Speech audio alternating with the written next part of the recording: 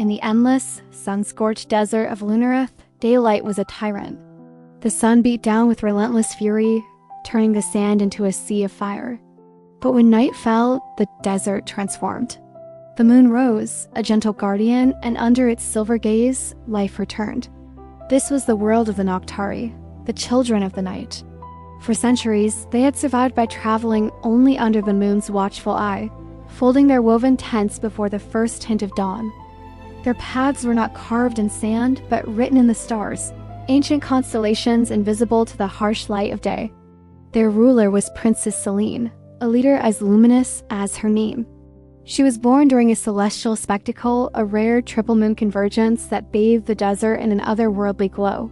From that miraculous night forward, she carried a gift, a power that flowed in her veins like liquid starlight. Selene possessed the ability of photonic solidification. She could reach into the night, gather the soft rays of the moon, and freeze them into a solid, glass-like substance that shimmered and pulsed with a life of its own. With this incredible power, she became the architect of her people's survival. She would weave glowing bridges of solid light to cross treacherous dunes that shifted like living creatures in the dark. She crafted shields of shimmering silver to protect her people from the shadowy predators that hunted in the moonless voids. She could even build ladders of light that seemed to stretch into the heavens, allowing her scouts to climb towards the stars themselves. For the Noctari, moonlight wasn't just magic, it was their shelter, their guide, their very lifeline. One fateful night, the tribe's journey brought them to the edge of the Karzal Canyon. It was a place spoken of only in hushed whispers and ancient myths, a vast gaping chasm that split the desert in two. Legends said it had been uncrossable since the dawn of time, a wound in the earth that no living soul could heal. As the Nocturi stood at its precipice, a new terror rose on the horizon. A monstrous sandstorm, a colossal wall of churning dust and grit, was racing towards them. Its towering walls glowed with a sickening, faint red light, the crackle of static fire echoing across the dunes. There was no turning back. The storm would swallow them whole. Panic began to ripple through the tribe, but Selene stood firm. Her face, illuminated by the moon, was a mask of calm resolve. She raised her hands to the sky, her fingers tracing invisible patterns in the air. The moonlight answered her call, flowing towards her like a river of silver. She began to weave, pulling threads of light from the heavens and spinning them into a solid form. A bridge of frozen radiance began to stretch out from the canyon's edge, extending into the black void. It hummed with a soft, ethereal energy, each step solid yet weightless. The children crossed first, their small faces filled with a mixture of fear and wonder as they walked on a path made of pure moonlight. Then came the elders, their weary steps supported by the glowing structure. Caravans carrying precious water and the tribe's collected memories followed. The entire nation was suspended between the earth and the sky, held aloft by Selene's power.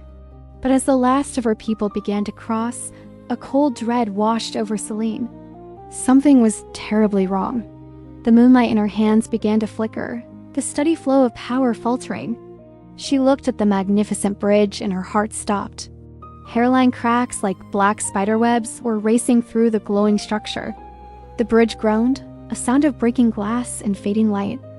Above, the moon itself seemed to dim, as if a great unseen hand was slowly drawing a veil across its face. The ancient balance of her world, the sacred connection between her and the moon, was breaking. Whispers of forgotten legends, stories told by her grandmother around a low fire, echoed in her mind. They spoke of the source, a hidden celestial well buried deep beneath the earth, the very heart of the moon's power on Lunareth. Long ago, the tribe's ancestors had sealed the source to prevent mortals from abusing its immense energy. Now, Selene realized the horrifying truth. Something or someone was down there in the depths of the Karzal Canyon, siphoning the moon's power away at its very core. With half her people still in the bridge, suspended over an abyss of absolute darkness, Selene was faced with a harrowing choice. She could try to hold the bridge together, draining her own life force until nothing was left, or she could abandon her post to find the source and risk everyone falling into the void. She chose the path of a true leader. Focusing all her will, Selene drove a portion of her own essence, her very soul, into the bridge, anchoring it to the canyon walls. The light of the bridge flared, stabilizing, but she felt a sharp, agonizing drain on her strength. It was a temporary fix, a desperate gamble. Without a moment to spare, she spun a thin, fragile ladder of light and descended into the canyon's suffocating darkness. The storm howled above, a symphony of destruction, and with every gust of wind, she felt the bridge above her tremble. She was in a race against time, a race against the storm, a race against the fading light. Deep below, in the belly of the canyon, she found it. A vast, cavernous chamber, and at its center a colossal, fractured lunar crystal pulsed with a weak, sickly light. This was the source, but it was being consumed. An ancient, complex machine, a relic of a forgotten civilization, was clamped around the crystal like a parasite. Wires and gears whirred as they greedily drank the moonlight, funneling it into dark storage units. This civilization, lost to time, had believed that light was not a gift to be shared, but a resource to be owned, controlled, and hoarded. Selene knew she couldn't fight the machine with force. It was too powerful, and her own strength was fading fast. The bridge above her groaned again, and she could feel the terror of her people. In that moment of desperation, she found clarity. The problem wasn't just the machine. It was the idea of control itself. Her own power was based on freezing light, holding it captive. She had to let it go. Instead of attacking the machine, she did the opposite. She opened her heart and released her grip on the moonlight, not just from the bridge, but from within herself. She let go of the control, the shaping, the solidification. She allowed the moonlight to flow freely, to be what it was always meant to be, wild, untamed, and unbound. A tidal wave of pure, raw lunar energy surged from her and slammed into the fractured crystal. The source, finally liberated, pulsed with renewed vigor.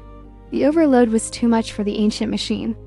It sputtered, cracked, and with a final shuddering groan, shattered into a million pieces. Instantly, the bridge above her blazed with brilliant, stable light. The storm, as if its dark energy had been broken, passed harmlessly overhead, its fury spent. As the first light of dawn painted the horizon, the last of the Noctari stepped safely onto the other side of the canyon. The bridge of moonlight held firm until the moon itself faded naturally into the morning sky. Selene emerged from the canyon as the sun rose, changed. She wasn't weakened by her sacrifice. She was wiser. She now understood that moonlight was not a tool to be wielded or a substance to be frozen. It was a guide, a companion, a gentle light meant to show the way through darkness, not dominate it. From that day on, Selene was known as more than a princess. She became the Architect of Moonlight, a leader who no longer built prisons for the light, but instead wove temporary paths through the darkness, always honoring the sky and its endless, beautiful freedom. Thanks for watching. If you enjoyed this journey into the world of Lunareth, don't forget to like, subscribe, and hit that notification bell for more stories from worlds beyond our own. See you next time!